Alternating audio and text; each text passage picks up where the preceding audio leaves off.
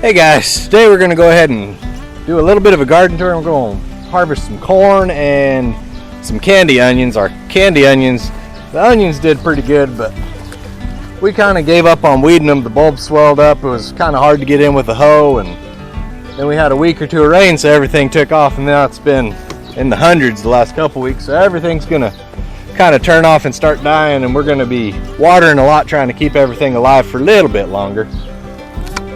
But we'll go ahead and start with this corn. And corn, when you go to harvest it, the best way to do it, the silks will die and it'll kind of peel away from the stalk. Those are signs, but the best way is to just feel it. You can feel the end. It's not kind of tapered and pointy. It's fat where those kernels have swelled up. Just jerk it straight down. If you look, this should be a pretty good ear.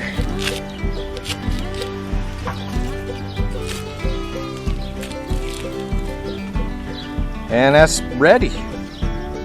It's not quite as ready as a couple of the others I've picked, but everything is just about the same.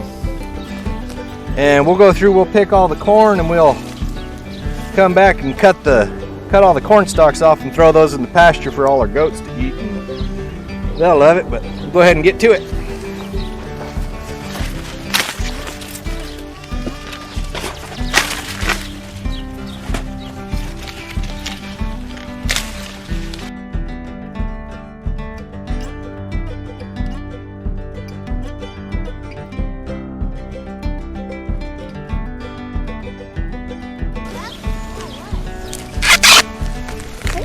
What? Isn't real corn? Yeah, that's corn. Ooh. Pretty good. It could have probably gone a little bit longer, let those kernels plump out a little bit, but Yeah. it'll eat. You want to taste it? Yeah? How you taste raw corn? You just take a bite of it.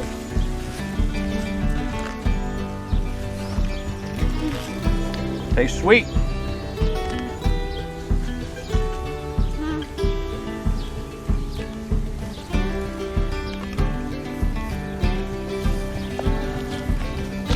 That's good and sweet. That's some golden bantam.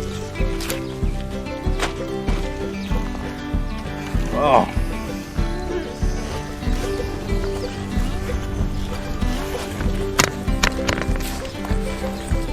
It tastes good. It does taste good.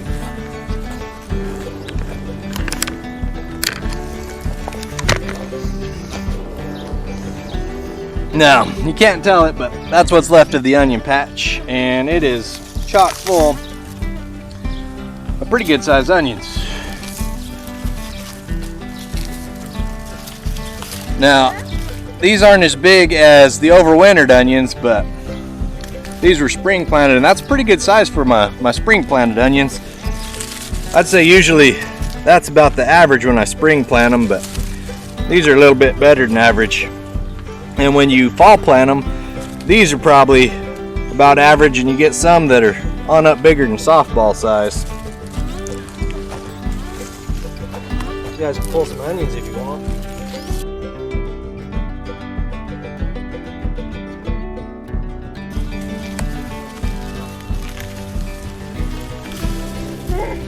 This one's a big one.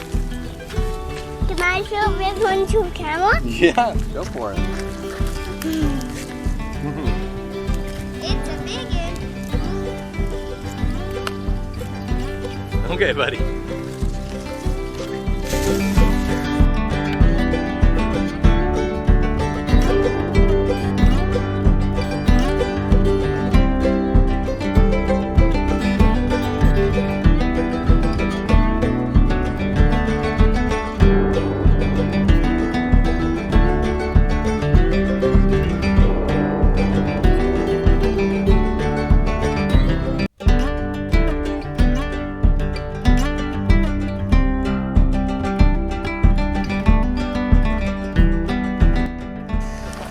Anyway, there's our pile of onions. We got everything from these little guys onto some pretty good sized ones. Now we'll We'll throw these out on a picnic table or something for a day or two and let them dry off a little bit more. And then we'll trim the tops, cut the roots, and store them. Thought I'd give y'all a peek at how we're storing stuff this year. So I had a bunch of these crates. They are my old produce crates from we used to do a crate exchange, and I don't know. Long story short, I got a bunch of them laying around. So I built this little rack. It leaves plenty of space where you can have some taller stuff and also get lots of airflow. And this rack is great for like onions, acorn, squash, got our garlic, some potatoes, and that's how we're going to be storing that stuff, at least for a few months till we get it ate up or used, whatever.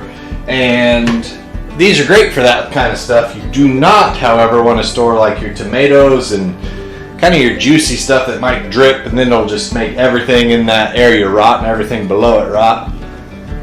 We usually just throw our tomatoes in these totes and give them a couple days. So these are probably about 2 days older than these, so tomorrow I'll probably be turning those into sauce, and then we'll turn these into sauce, and then the next round and just keep on going until we've got all the sauce we want for the year. And then we'll probably we'll probably be out of tomatoes by then. But I thought I'd give you all guys a quick peek at our little storage rack for storing stuff. And the main thing with storing onions and garlic and stuff is you want it to be dry in a coolish spot. This is just our house, which we're in Central Texas, so we can't put stuff out in sheds or barns because our sheds and barns get, well over 100 degrees, and that's not good for anything. But you want them to be dry with lots of airflow, and they'll store for months like that. Let's go ahead and give y'all a little bit of a tour of the rest of the garden. The squash is in here mostly doing well. We got a couple plants that broke off in a pretty bad windstorm we had the other day, but the ones that survived are doing good. They're overgrown, need to be picked some more. We picked our first Armenian cucumbers. I think I got a little video clip of it. We'll see. If not, here they are. These will be ready pretty soon. And if I did get that video clip, I'll be putting it in here somewhere. But the Armenians are growing really well. What's left of our cabbages and Brussels sprouts, and I think we're gonna maybe try and let the Brussels sprouts go a little further, but I think it's getting just way too hot and they're not gonna make it. We just pulled cut the last of our cabbages off. The chard is doing well. Those radishes we planted, they're coming in real good. The beets didn't ever really sprout much and didn't do well. I am pleased to say our peppers, first time I've ever direct sown peppers, and they're not doing great, but they're alive. Oh, got a cabbage. It's huge. One of the biggest. Got our watermelons here. They're running like crazy, making me regret putting them in on my corners a little bit just because it's hard to get in here and mow when it's growing out past my hedge, and I'll have trouble reclaiming everything. But let's see here. We do have a few little melons inside this patch, which never had any luck with melons. This is actually the best luck I've had in this soil with melons, so we're pretty excited about that. The cucumbers it's the first variety of cucumber I've ever had that is still producing even in this heat. And if you look, you can see in there they're blooming like crazy, have little fruits set, and we've been picking lots of big ones, and they're just it's a great variety. I need to look it up and write down what it was. I think in my planting video I showed what kind they are, but I forgot since then. Bell peppers are setting fruit real heavy. All the green beans, we picked them a while back, and the plants are already full of beans again. Our tomatoes, this patch is kind of sorry, but they're still producing some. The other patches have been just non-stop. I've been picking every couple days and turning them into sauce, and I think we're gonna have plenty of sauce for the year, which is good. Last year we ran out about 2 months before the tomatoes came in this year, which is a little bit sad, our okra. The okra are thriving. They love the heat, and we'll just keep on growing right through it. So they're just coming into production, and they'll just keep producing as long as we're willing to come out here and pick them. They're very drought hardy and heat tolerant. The celebrities, they're all starting to ripen up. I think our big harvest of those will probably be coming in about a week or two, when our biggest group will come in.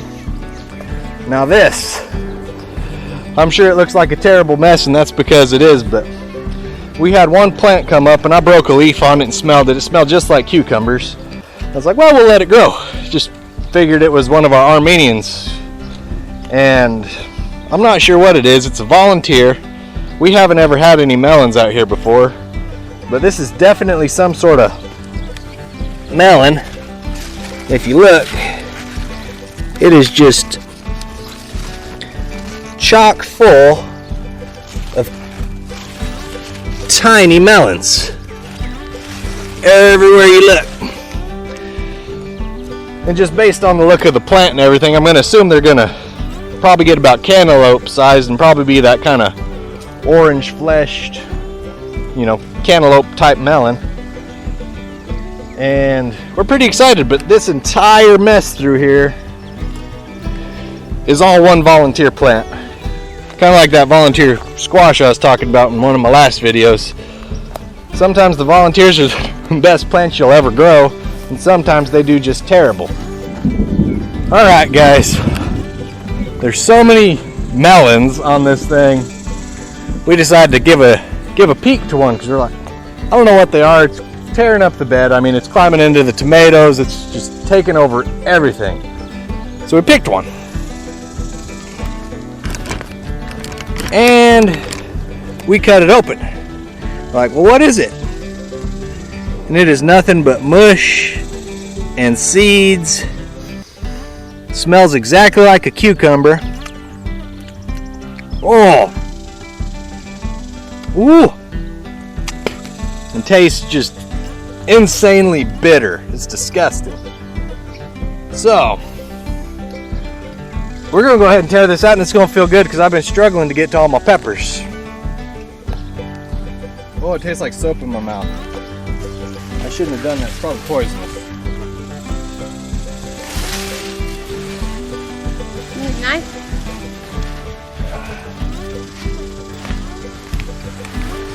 Careful.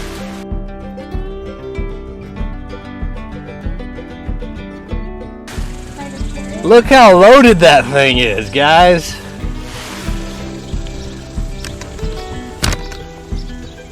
If those were good fruit, this would be an amazing plant, but they're producing garbage, so we're just going to tear them out.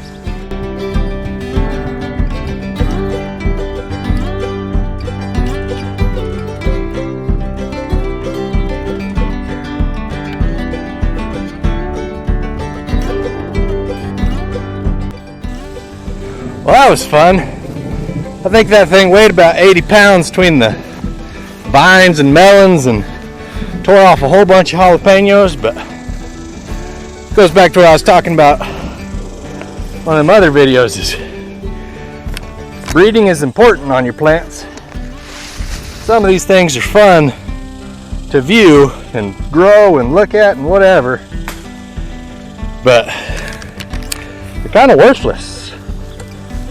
That will get churned into the compost pile, and I will take extra care to make sure that it spends some time at the heart of the pile, just getting insanely hot, heat up, kill those seeds.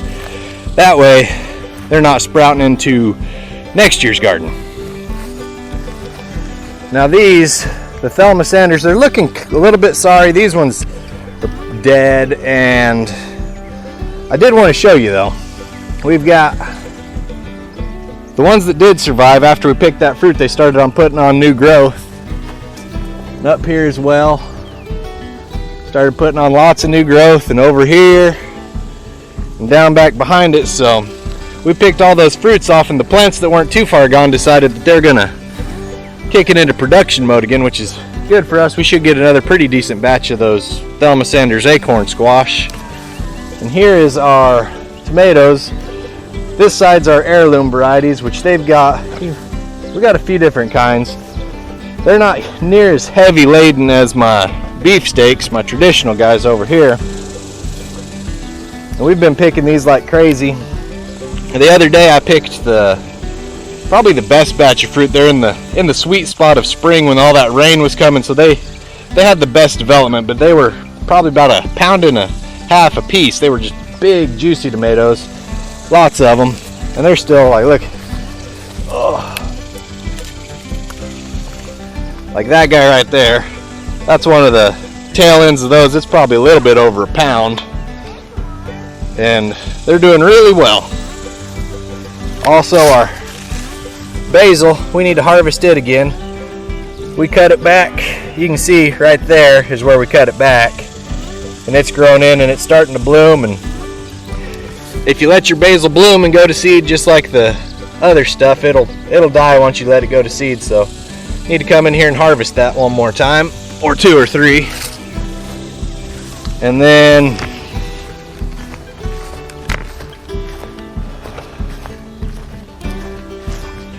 here we've got our asparagus patch. I don't know that I showed much of it just because I'd never done it before, but I started these seeds same time when I did that seed starting video and started my tomatoes and peppers and stuff. I started this asparagus from seed, and we transplanted it after we harvested our potatoes, and it has taken off and is doing really well. I'm hopeful maybe not next year, but the year after that we'll be harvesting a good amount of asparagus. I also have some of it buried through those carrots. I don't know if it'll live or not, but I had some extra plants, so I tucked them in there just to give it a shot. And over here is our pumpkin patch. I call it a pumpkin patch. I think they call them squashes, but they're really big squash. So these right here are they're Pennsylvania Dutch crookneck squash, which someone in New Mexico, I used to sell at a farmer's market there, and one of the other vendors had these big, they were all 30+ pound pumpkins. And if you look at the shape of them, they've got that bulb, and then they've got the neck.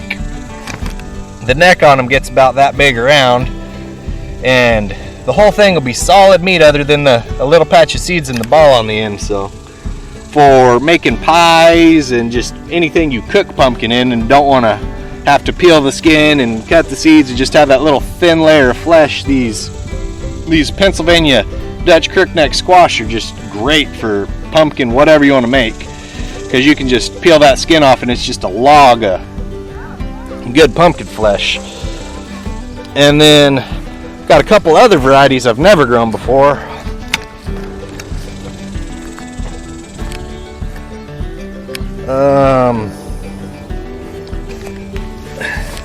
These right here, I do believe are called Amish pie pumpkins, and they're supposed to get pretty decent sized. And there's a few of them on the plants and a whole bunch of little ones. I'm gonna have to water these a lot.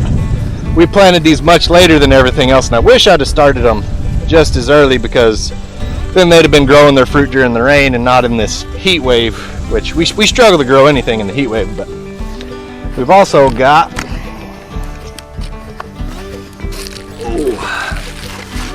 this one right here, and I do believe that variety is called Queensland Blue, and they're supposed to be another pretty good sized pumpkin. I think they are supposed to get up to about 60 pounds, if I remember right. And so we're excited. We just did two mounds of each type of the pumpkins, and we'll see how they do. I've never had much luck growing pumpkins in this soil either. I've had lots of luck growing lots of pumpkins, but none of them have ever put on the size that they're supposed to. They don't like it. But these appear to be growing a little bit better than most of the ones I've tried in the past. And also, I think the fact that this variety is supposed to get larger just on average, even if they are a lot smaller, they'll still be bigger than some of the pie pumpkins we've grown in the past. So that'll be be good for us. Should be able to make some pies and breads and all kinds of good pumpkin stuff this season. Though our pumpkin season is kind of very early fall, and I've never had much luck growing them to where we'll be picking them in the October fall time frame. They just require too much water to grow through the heat down here, and it's just never had any luck with it. Over here we planted those jet melon seeds, kind of that family seed I told you I've had for a long time, and I got a 0% germination. I replanted them, got 0%, so I think that seed might be shot. I'm gonna try it a few more, and this bed right here is our ginger, and I just noticed, right there is our first little ginger sprout, so these will be coming along soon. We're about to go through and clear the cabbages, the corn. We're probably gonna cut out some of the squashes, and we'll be coming back behind there and planting maybe another batch of beans, and leave a few empty, because late July, early August, we will start planting all of our seeds for our fall garden. All of our brassicas and onions, all the stuff we want to overwinter, we'll be planting towards the end of July, early August, and try to get them in the ground in those spaces. And the trick with those is you need to get some size on them before the frost comes. They need some size to them before the days get too short for them to grow, and before the frost hits, because if they're real small like my onions were last year, the frost will kill them just to the ground dead. They won't come back. But if they've got any size to them, the frost will stun them a little bit, but they'll just keep growing. Got some celeries going still.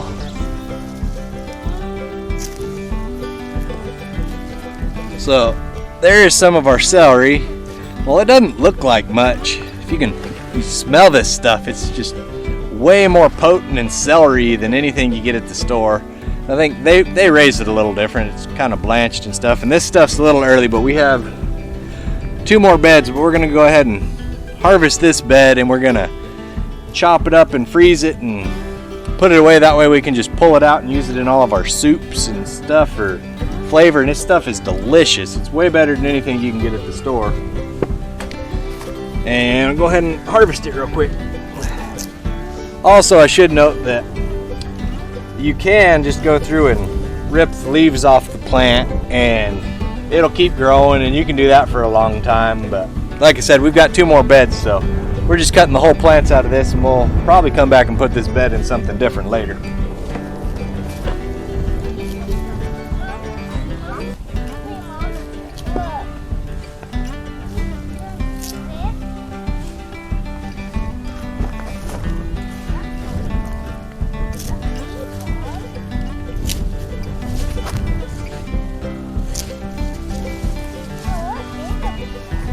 Oh, it smells so good. It smells so good. Celery. You want to smell it?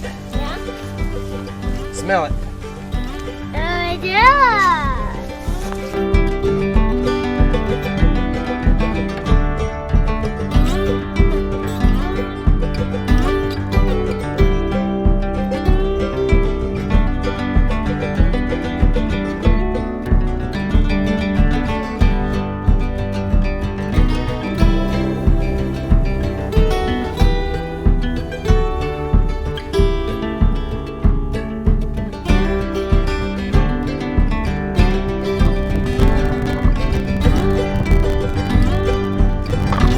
Ah, there we go. Our flower garden, it's kind of petered out. We've got some marigolds we planted a little later. The remnants of all that wildflower mix we grew. And then through here we've got a whole bunch of zinnias. And then I think there's some little cosmos, and there's a few other things. I'm not sure how well they're going to handle the heat, but the zinnias, they love the heat. And they'll keep on growing, and if these other patches don't come in, we'll go ahead and throw some zinnias there too, because we know they'll grow. Been having, I think we've had about 6 lilies come and go, and that's exciting. We had to wait 2 years before those put on any kind of flower. And our random sunflower patch is kind of petering out. Well, looks like good as place as any to end the video. Thanks for watching. Please like, share, and subscribe. Catch you in the next one.